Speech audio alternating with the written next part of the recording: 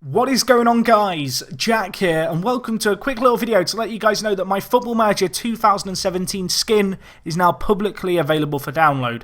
It's not, however, on the Steam Workshop. I had a few problems getting it up there, and as a result, I have uploaded it as a RAW file to Mediafire. There is a link at the top of the description for that.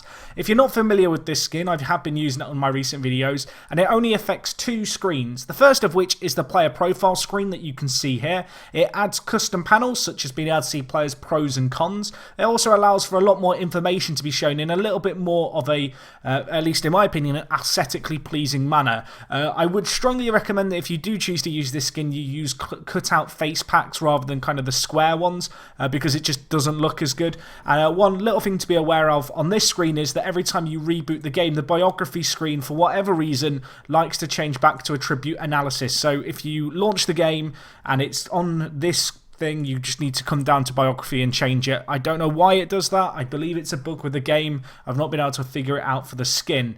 Anyway, the next screen which it has an impact on, and the only other screen it has an impact on, is the tactical screen. And to be honest, it doesn't change that much. All it does is add shirts on the right hand side, as you can see here, rather than the boxes on the tactical screen. You also have all the players' shirt numbers, and I feel like the shirts just look a little bit better than the boxes in my opinion. As I said, they are the only two changes involved, and I will stress now, this skin has only really been tested at higher resolutions, and if you're playing on a laptop or a monitor that isn't at 1080p or close to 1080p, you may have problems and it may not look the exact same as it does here, unfortunately. You know, I've not tested it on those devices, and it's very much designed with me in mind. I have got to say a massive thank you to Tom, Blues Till I Die, who of course helped me make the skin, really brought my idea to life. He did all the coding work. Massive thank you to him. I'm going to link his Twitter at the top of the description. Go check him out. He does a lot of FM17 skins, graphics, a few different bits and pieces. I know he used to do some PES stuff as well, although I'm not sure if he still does that. So anyway, if you want to know how to download this file, it's fairly simple. As I said, you're going to go to Mediafire and you're going to download the RAW file, which is going to be a folder which, if I just flash up now, you can see here, and it will look like this. If you don't have WinRAR or another unarchiving software kind of program, I'm going to link a video down in the description where I kind of explain what WinRAR is, what it does, how to use it, and basically how to do this. So once you've got this RAW file, you are going to want to extract it to the WorkTheSpace Skin, or just here. I don't think it matters if we just do here. I already have it obviously extracted, and as you can see here, once you extract the RAW file, you will have a folder called WorkTheSpace Skin. Now within here, there are all the custom bits. You don't need to fiddle with this at all. Just know it's all there. And then if you want to then get this into your game, assuming you've put it in your skins folder, and I will say now your Sports Interactive folder will be in a different location to where mine is. I will leave a link in the description to kind of the default location for that.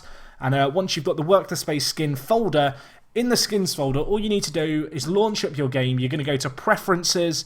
You are then going to go to where it says Skin on the Preferences overview screen, and then you're just going to select the WorkTheSpace FM17 skin from the list. Make sure you hit Reload Skin. Make sure you go to Interface and clear your cache.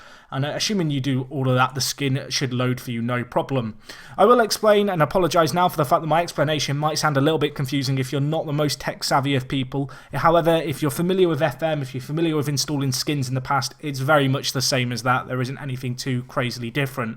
So just to recap, you're going to want to download the file at the top of the description from Mediafire. You're then going to want to extract it to your Sports Interactive Football Manager skins folder, and make sure that the folder itself is in there.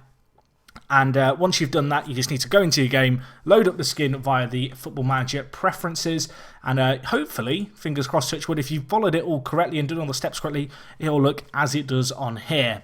Anyway, guys, hopefully this video is of use for you guys, particularly who have been asking repeatedly for my skin. I had some kinks to work out in it. I fixed a few issues. Tom, as I said, did a massive amount of work on it too. Massive thank you to him once more. And yeah, that's all from me. Hopefully you enjoyed this video. If you have any comments, questions, leave them down below. I will try and offer some tech support. However, if it's just a case of people not following the instructions, or you kind of tell me, hey, it's not working, I can't very easily offer support. On the flip side, if you're watching this and you're some kind of Football Manager guru, feel free to help people down in the comments if they're having trouble too. That would be greatly appreciated. Anyway, that's all from me. Thank you for watching, guys. Advent Calendar and Hereford episodes up tomorrow. And other than that, it is me, Jack, and I will talk to you guys in a bit. I'm out.